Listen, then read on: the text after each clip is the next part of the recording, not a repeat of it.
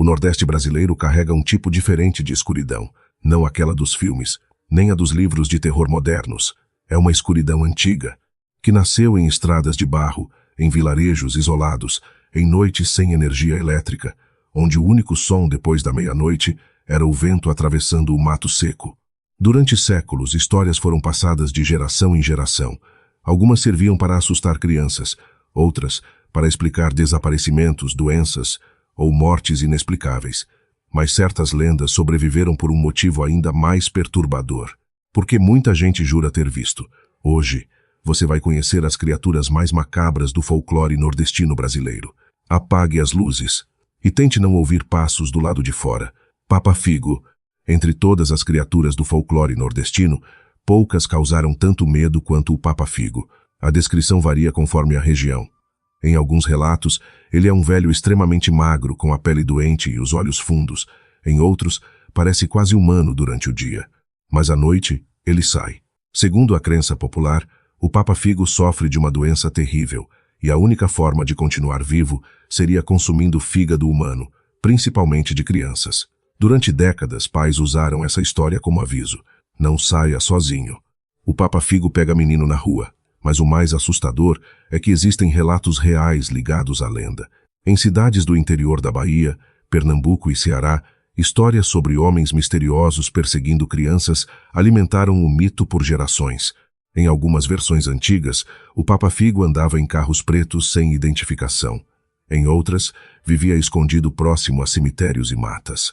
Um dos relatos mais conhecidos surgiu no interior pernambucano. Moradores afirmavam que um homem muito rico sofria de uma doença incurável e que, durante a madrugada, empregados sequestravam crianças para retirar seus órgãos. Nunca houve prova concreta, mas bastou o medo se espalhar para o Papa Figo deixar de ser apenas uma lenda. Porque monstros ficam ainda piores quando parecem possíveis. Cabra cabriola. No século XIX, o Nordeste entrou em pânico. Jornais antigos registraram o terror causado por uma criatura chamada cabra cabriola. Ela era descrita como um ser monstruoso com corpo deformado, rosto animalesco e olhos brilhando no escuro. Alguns diziam que tinha patas de cabra, outros que era meio homem, mas uma coisa sempre aparecia nos relatos. Ela atacava crianças. No Recife Antigo, houve períodos em que famílias proibiam os filhos de sair após o pôr do sol por medo da criatura. E isso não ficou apenas no boca a boca. Existem registros históricos de jornais mencionando a histeria coletiva envolvendo a cabra cabriola. A criatura teria aparecido em ruas desertas, telhados e becos estreitos durante a noite. Em certas versões, ela emitia sons estranhos antes de atacar. Outras pessoas afirmavam ouvir arranhões nas portas de madeira, seguidos de respiração pesada. O medo cresceu tanto que a lenda virou ferramenta de controle social. Mas muitos historiadores acreditam que a origem pode ser ainda mais sombria. Alguns sugerem que criminosos reais, sequestros ou assassinatos podem ter sido transformados em mito popular. Talvez a cabra cabriola nunca tenha existido. Ou talvez ela fosse apenas a máscara de algo humano. O que, honestamente, é ainda pior. Cumacanga. Imagine dirigir sozinho por uma estrada vazia no interior do Nordeste. Sem postes, sem casas, sem sinal de celular. Então, ao longe, surge uma luz, uma bola de fogo atravessando a escuridão. Essa é a Cumacanga, uma das entidades mais antigas e assustadoras do folclore brasileiro. Segundo a tradição popular, a Cumacanga é o espírito amaldiçoado de uma mulher que cometeu pecados graves em vida.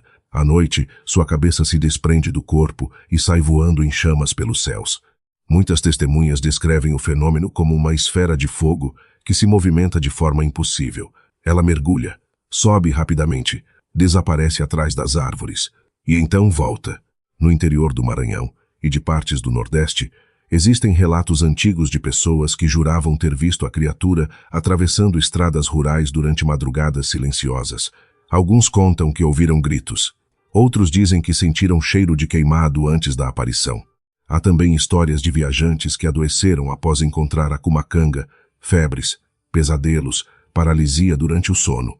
Coincidência? Talvez. Mas existe um detalhe curioso. Muitas culturas possuem relatos extremamente parecidos com entidades flamejantes que vagam durante a noite, como se o medo do fogo no escuro fosse universal.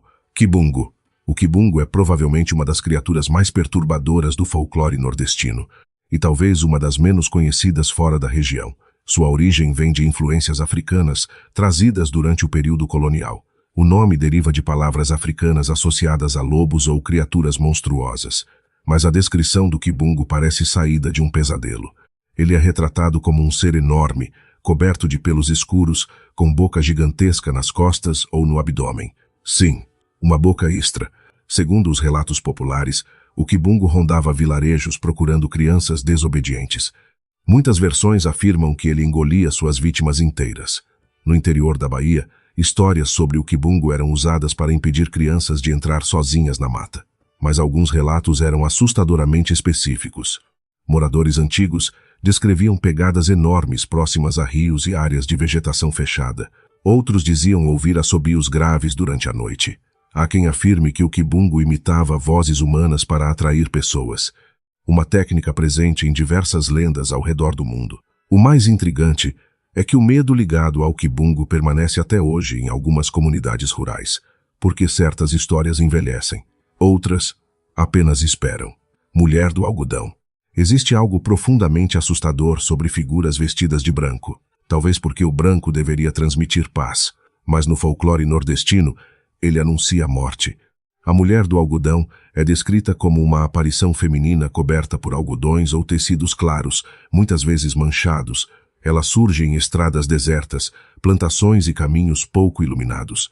Normalmente, tarde da noite. Os relatos quase sempre seguem o mesmo padrão. Um viajante vê uma mulher parada ao longe, imóvel, silenciosa. Quando ele se aproxima, percebe que existe algo errado. O rosto parece deformado. Os movimentos são estranhos. E os olhos, completamente vazios. Em algumas histórias ela pede ajuda. Em outras, apenas observa. Mas quase todos os relatos terminam da mesma forma, com a testemunha fugindo em pânico. Há versões populares no Ceará e em Pernambuco que associam a mulher do algodão ao espírito de mulheres que sofreram mortes violentas. Outras versões dizem que ela protege lugares abandonados. E existe um detalhe particularmente perturbador. Muitas pessoas afirmam que a entidade não faz barulho algum ao caminhar. Nenhum passo, nenhuma respiração, apenas presença, como se ela não estivesse exatamente viva. Corpo seco. De todas as criaturas desta lista, talvez o corpo seco seja a mais desesperadora, porque ele não nasce monstro. Ele se torna um. Segundo a tradição popular, o corpo seco era uma pessoa tão cruel em vida, tão perversa, que após a morte foi rejeitada por tudo. Pela terra, pelo céu e até pelo inferno. O resultado seria uma criatura condenada a vagar eternamente. A aparência varia conforme o relato, mas quase sempre envolve um cadáver extremamente magro, de pele escura e ressecada, como madeira velha. Olhos fundos, dedos longos, cheiro de decomposição. Dizem que o corpo seco vive em árvores antigas e regiões isoladas. Durante a noite ele desce. Em partes do Nordeste rural, há histórias sobre pessoas que encontraram figuras humanas impossivelmente magras observando estradas. Outras relatam vultos escondidos entre galhos secos. Algumas testemunhas afirmam que ouviram sussurros vindos das árvores, como se algo estivesse chamando seus nomes. Mas o aspecto mais sombrio da lenda não é sua aparência, é a ideia por trás dela. O corpo seco representa alguém tão monstruoso em vida que até a morte o recusou. E talvez seja exatamente isso que torna essa criatura tão assustadora. Ela lembra que certos monstros já foram humanos. O folclore nordestino não nasceu apenas para assustar. Ele nasceu da sobrevivência, do medo do desconhecido, da escuridão das estradas antigas, das matas fechadas, da violência, das doenças, do isolamento. Cada criatura dessas carrega fragmentos de uma época em que a noite parecia muito maior do que hoje. E talvez seja por isso que essas histórias continuam vivas. Porque, no fundo, todos nós ainda sentimos aquele desconforto antigo ao ouvir um barulho estranho no escuro. Talvez seja apenas vento, talvez não. Se você gostou deste documentário, deixe seu like e se inscreva no canal. E cuidado quando estiver sozinho tarde da noite. O Nordeste guarda histórias que preferem não ser esquecidas.